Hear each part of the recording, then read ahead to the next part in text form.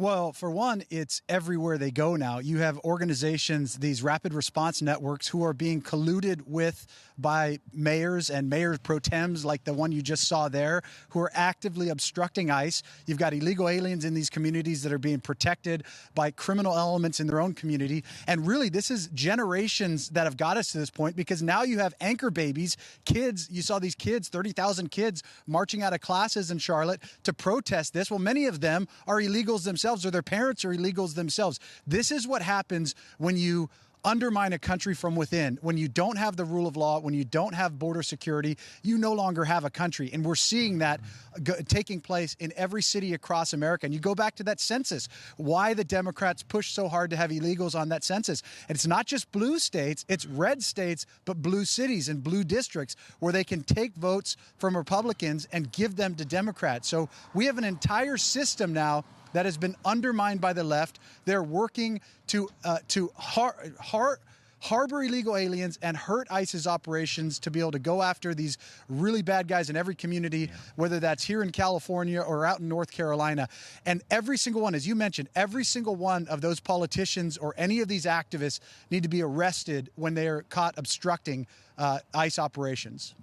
It's amazing to me that they even get the leeway that they do. You know, I was told that in Charlotte, the number then grew to 30,000 students that didn't show up to school. The Democrats want to claim that they're all for the well-being of these illegal aliens and all this.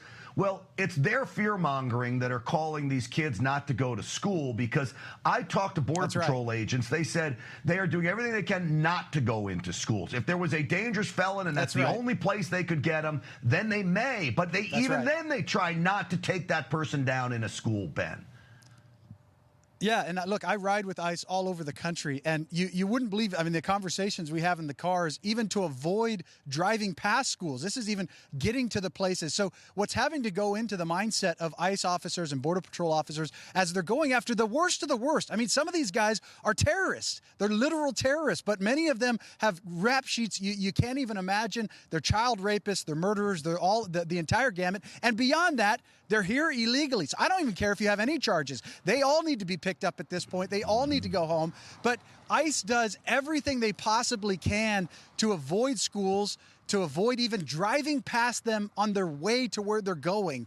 So anyone who's saying that they're intentionally going after schools, the only time, as you mentioned, the only time they end up at a school is if an illegal alien is using it, trying to hide, or using it to harbor, or a school's trying to harbor an illegal alien. That's the only time they show up there. But they avoid them as much as they can. Let me also play you a clip of, in many respects, I think it's the delusion of people in blue cities that don't understand what is at stake. This is a business owner complaining about the ICE roundups. Roll that clip. We have shut down. We are an ice cream shop that 80%, 90% of our customers are Latino. As of right now, I cannot take the risk to bring my employees to be profiled, because a lot of them speak Spanish. They look like me. I look like the profile that they're looking for. First off, it's November. Maybe nobody's getting ice cream because it's November. But the other side of that is the only reason you wouldn't have to have employees come to work is if they too are illegal. And then that means the business owner broke the law as well, if that's the case, Ben. That's right. This is so important.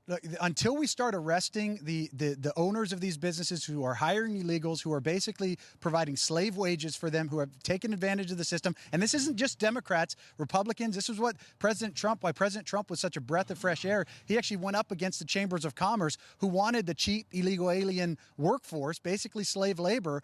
And that's exactly what you're seeing now. All of these businesses shutting down is basically, I saw a sheriff come out and say, if you're shutting down now because ICE is coming through your community, it looks like you're guilty. And that's exactly what it does. If you're shutting down, it's because we know you've got illegal aliens there. You can play the victim card. Oh, we might look like. Everybody knows, unless you're an idiot, only illegal aliens are being deported. American citizens aren't being deported. If you're here legally, you're not getting deported. So if you're shutting down, it's because you know you got illegals working there. I'm still waiting for that one American citizen to be deported, and I'm yet to find one, and yet that's all they scream and yell about. Ben Bergquam, as always, at Ben Bergquam on X. Thank you, buddy, as always.